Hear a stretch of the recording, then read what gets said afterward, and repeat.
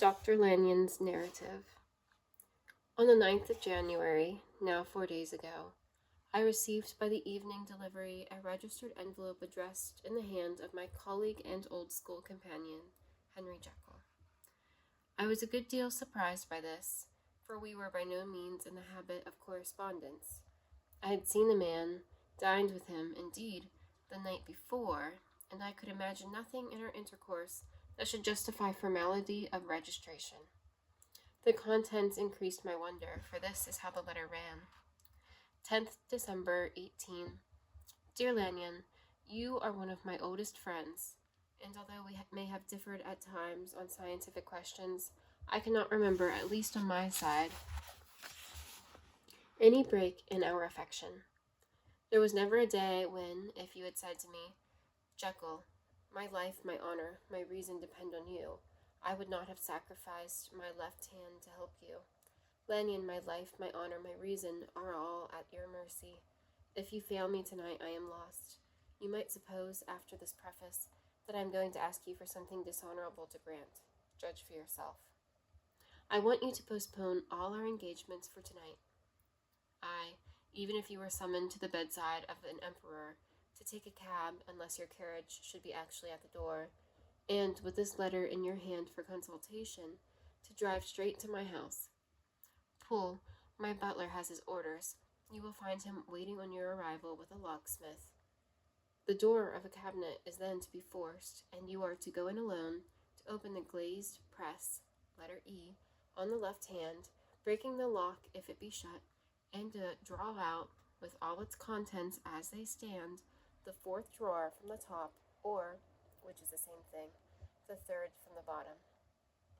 In my extreme distress of mind, I have a morbid fear of misdirecting you, but, even if I am in error, you may know the right drawer by its contents. Some powders, a vial, and a paper book. This drawer I beg of you to carry back with you to Cavendish Square exactly as it stands.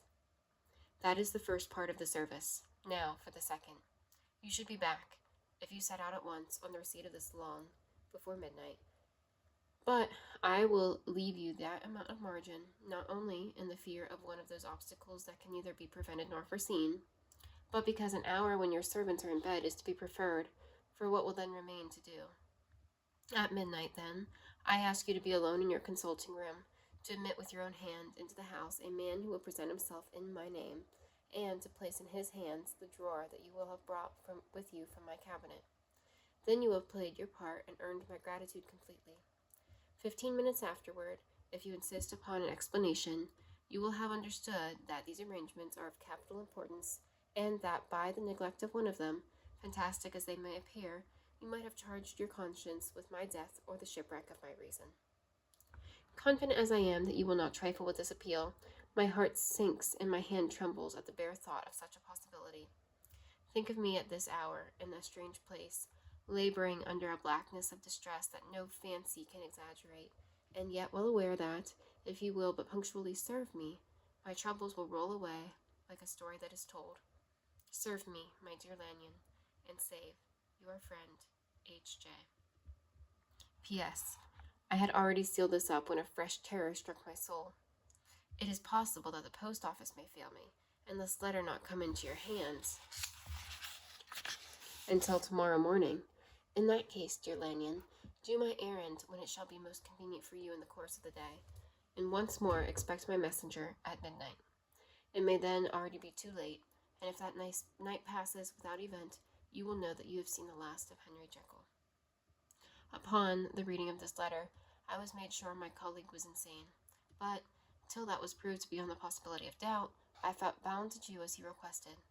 The less I understood of this far ago, the less I was in a position to judge of its importance, and an appeal so worded could not be set aside without a grave responsibility. I rose accordingly from the table, got into a hansom, and drove straight to Jekyll's house. The butler was awaiting my arrival. He had received, by the same post as mine, a registered letter of instruction, and had sent at once for a locksmith and a carpenter. The tradesmen came while we were yet speaking, and we moved in a body to old Mr. Denman's surgical theatre, from which, as you are doubtless aware, Jekyll's private cabinet is most conveniently entered. The door was very strong, the lock excellent. The carpenter avowed he would have great trouble and have to do much damage if force were to be used, and the locksmith was near despair. But this last was a handy fellow, and after 2 hours' work, the door stood open. The press marked D was unlocked, and I took out the drawer, had it filled up with straw and tied in a sheet, and returned with it to Cavendish Square. Here I proceeded to examine its contents. The powders were neatly enough made up, but not with the nicety of the dispensing chemist, so that it was plain they were of Jekyll's private manufacture. And when I opened one of the wrappers, I found what seemed to me a simple crystalline of salt of white color. The vial to which I next turned my attention might have been about half full of a blood-red liquor, which was highly pungent to the sense of smell and seemed to me to contain phosphorus and some volatile ether. At the other ingredients I could make no guess. The book was an ordinary version book, and contained little but a series of dates. These covered a period of many years, but I observed that the entries ceased nearly a year ago and quite abruptly. Here and there a brief remark was appended to a date, usually no more than a single word. Double, occurring perhaps 6 times in total of 700 entries, and once very early in the list and followed by several marks of exclamation. Total failure. And all this, though it whetted my curiosity, told me little that was definite. Here were a vial of some salt and the record of a series of experiments that had led, like too many of Jekyll's investigations, to no end of practical usefulness. How could the presence of these articles in my house affect either the honor, the sanity, or the life of my flighty colleague? If his messenger could go to one place, why could he not go to another? And, even granting some impediment, why was this gentleman to be received by me in secret? The more I reflected, the more convinced I grew that I was dealing with a case of cerebral disease, and, though I dismissed my servants to bed, I loaded an old revolver that I might be found in some posture of self-defense. 12 o'clock had scarce rung out over London, ere the knocker sounded very gently on the door. I went myself at the summons, and found a small man crouching against the pillars of the portico. "Are you come from Dr. Jekyll?" I asked.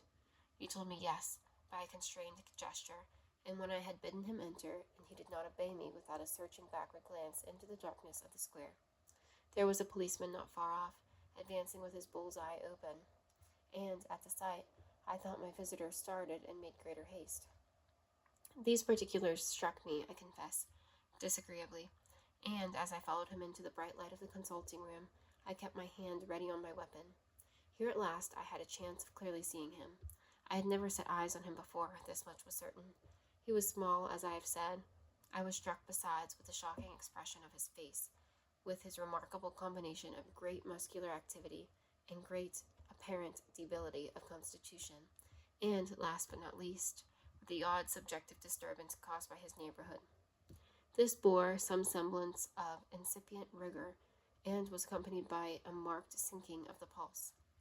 At the time, I set it down to some idiosyncratic, personal distaste, and merely wondered at the acuteness of the symptoms.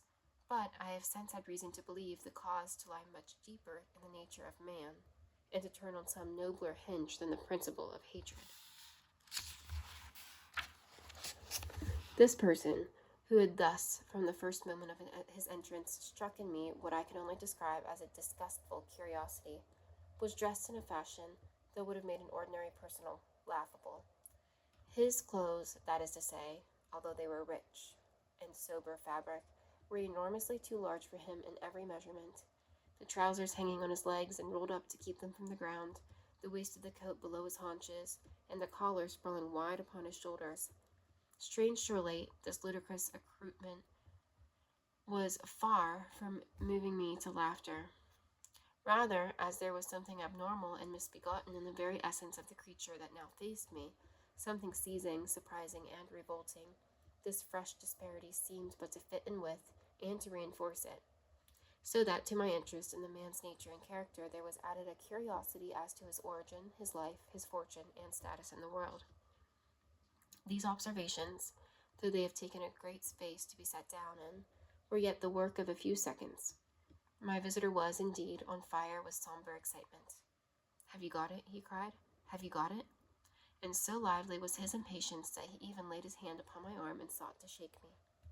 I put him back, conscious as his touch of a certain icy pang along my blood. "Come, sir," said I. "You forget I have not yet the pleasure of your acquaintance. Be seated, if you please." And I showed him an example, and sat down myself in my customary seat, with as fair an imitation of my ordinary manner to a patient as the lateness of the hour, the nature of my preoccupations, and the horror I had of my visitor would suffer me to master. "I beg your pardon, Dr. Lanyon," he replied civilly enough. "What you say is very well founded, and my impatience has shown its heels to my politeness. I come here at the insistence of your colleague, Dr. Henry Jekyll, on a piece of business of some moment, and I understood—" He paused and put his hand to his throat, and I could see, in spite of his collected manner, that he was wrestling against the approaches of the hysteria. "I understood a drawer." But here I took pity on my visitor's suspense, and some, perhaps, on my own growing curiosity. "There it is, sir," said I, pointing to the drawer, where it lay on the floor behind a table and still covered with a sheet. He sprang to it, and then paused, and laid his hand upon his heart. I could hear his teeth grate with the convulsive action of his jaws, and his face was so ghastly to see that I grew alarmed both for his life and reason. "Compose yourself," said I.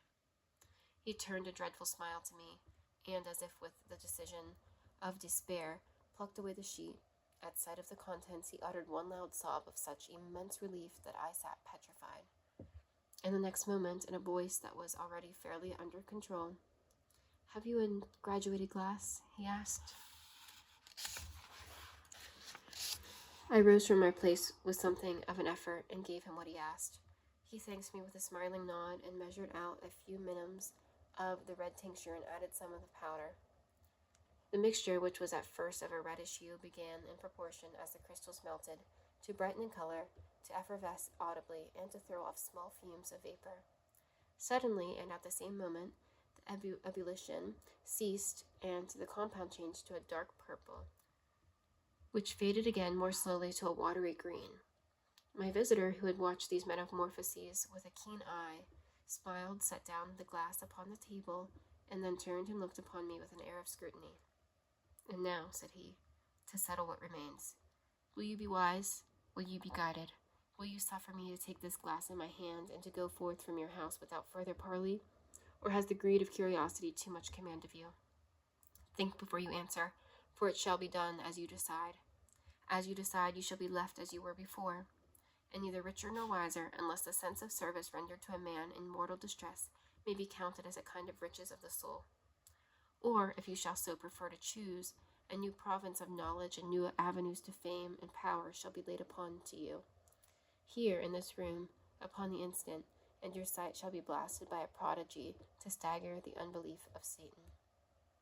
"Sir," said I, affecting a coolness that I was far from truly possessing, "you speak enigmas, and you will perhaps not wonder that I hear you with no very strong impression of belief.